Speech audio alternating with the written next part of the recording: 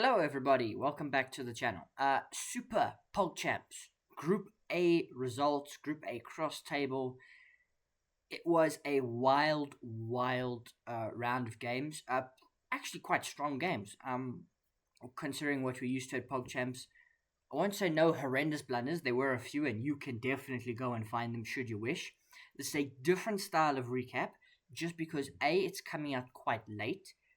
B, the next round starts in just a few hours after this comes out.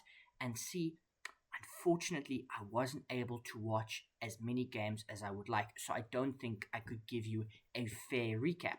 So what I have for you is this cross table. I know it is very disappointing and I sincerely apologize, but there are a few things we can look at.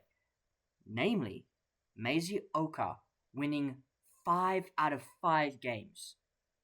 He won all but 2 games where he made draws against Andrea Botez and Linda Diaz, who finished 2nd and 3rd respectively. He went 2-0 against Voyboy, SonicFox, and Spargo, scoring 15 points, the maximum he could. We then had a tie for 2nd, that being Andrea Botez and Linda Diaz. I think Andrea got 2nd place because of their head-to-head match where she won. Andrea, of course, lost to Masi Oka. Went to tie breaks twice. Or against Linda Diaz and against SonicFox, but then scoring a 2-0 win against Voyboy and against Spargo.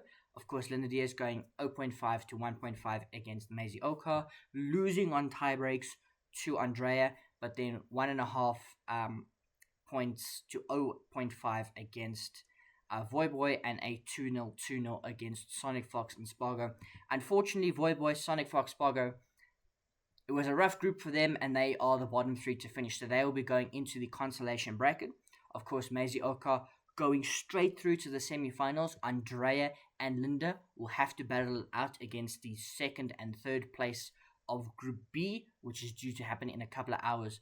But I think it was very fascinating. One, there's a clip you can go find it of Andrea versus Linda that chess.com put together. A little bit funny of how Andrea was completely winning and then threw her game and then came back to win 2 games. You know, it was very interesting for what you would presume to be the number 1 chess player in the field, but she's not. And that's what makes her so fascinating. Obviously, her whole life now is not just about chess. She's a DJ, she's a boxer, and so on and so forth. But she's part of Botez sisters, one of the OG. You can't see the inverted commas I'm doing with my hands. The OG chess content creators. And let me put this, make this a little bit smaller. There it is. Okay, now it's a lot smaller. You can't see all the names, but it's fine. She did all right in the end. She lost 1 match, took 2 games though, which is surprising, to tie breaks. But in the end, she gets a W in most games. So maybe she wasn't on her best form. Masi Oka played superbly. He did really, really well. And Linda Diaz, the only other female in the field, getting through as well. Impressive stuff. Group B is shaping up to be very, very interesting. I think I should be able to show Group B to you now. Just give me 1 moment. You can fast forward in the video. There it is. Let's close the image. Sorry. OBS is doing weird stuff. Let's look at Group B and results for Group B. So we've got Daryl Morey, Sardosh, Tyler One, Virtual, Sammy Rayner, and Will Benson. Now this is interesting for a few reasons. Virtual is a consolation bracket winner before. Sardosh is a former winner. I will remind you from Group A, where it's going to pull up the cross table again. Voyboy won the first ever PogChamps. He finishes 4th in his group. So just because you've won before does not mean you're going to win again. This is a much stronger edition. So it'll be interesting to see how Sardosh does.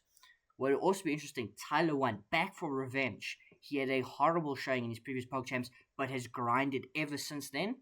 He's going to be going in Group B, along with Virtual, who was a consolation bracket winner in PogChamps 5. And he'll be going.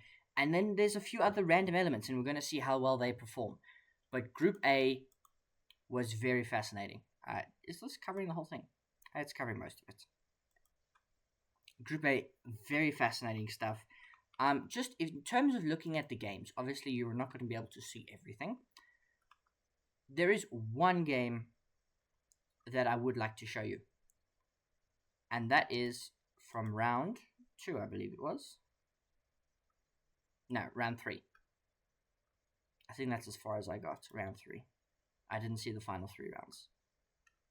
Linda Diaz versus Andrea Botez. This is the game I mentioned a little bit earlier. Andrea Botez with the white pieces, Linda Diaz with the black pieces. Okay, you can see the board, just double checking that. And it was very interesting because Andrea did really well. She plays a Jobaba London. She knows 2 openings, the London and the Jobaba London. And that's not any hate on her, that's just what she plays. That's her repertoire. C5, C3, E3 rather, takes, A6, bishop to D3, knight to C6, knight to F3, queen B6, knight jumps out, check, we block, defending the knight. Big mistake, and now she's better. B4, knight jumps back, which is not perfect, but she's alright out the opening. Andrea, she does really, really well out the opening. 1 or 2 mistakes, they're obviously not perfect, but she probably has the initiative. And after this queen trade, she's just slightly better. She's just got a little bit of pressure. And we get to this position, right? Which is equal. 25 moves, minor material. We're heading for an endgame. But you would imagine that she would be better in this position. Like, look at this, right? Linda Diaz has pushed her pawns. Her rooks aren't quite as well coordinated. Andrea's rooks are staring down. She's got a lovely outpost for her knight. And she should be better. She should be winning this position. 2001 rating. Linda Diaz 1811. Knight b7. And taking is the mistake. Because now that you get into the rook endgame, it's a lot harder to win. And Andrea just goes for mate. She just goes for mate. That's what she goes for. But the king can run away. And she tries very desperately to weave a mating net. It's just not there. And Linda Diaz, to her credit, she does very well. She does extremely well. But it's not actually good enough. We get a rook trade eventually. And black is just better. It's a horrible throw from Andrea. And there's nothing white can do now. Black's up a pawn. We do trade off a couple more pawns, but it's not enough. It's not enough. And eventually the pawn gets through. And the king is forced to the back rank, and there's mate imminently. If you avoid mate, I still get my rook to the back rank with check, and I will promote. So Andrea does her best, but queen. Check, and now you've got to hope for something, but this was the final move of the game. A check, which wins this rook. In fact, it's probably mate, forced mate. You don't even have to take this rook. A rough day, a rough start for Andrea. This was round 3, but she'd done really, really well. You know, she's 2001 rated, Andrea. I don't know if this is her proper account. Linda Diaz 1811. If we just go through the other ratings very quickly, I think I can check them. So Linda Diaz ended up 1943 by the end of round 5. Spyro was 1510. SonicFox is about an 1800. Masi Oka is 2000, strongest player in the field. Voyboy is about 1750, and Andrea just about 2000. So very interesting ratings. I think from the ratings you can see where the difference really was. But that was Group A of PogChamps, ladies and gentlemen. We look forward to Group B and then the knockouts.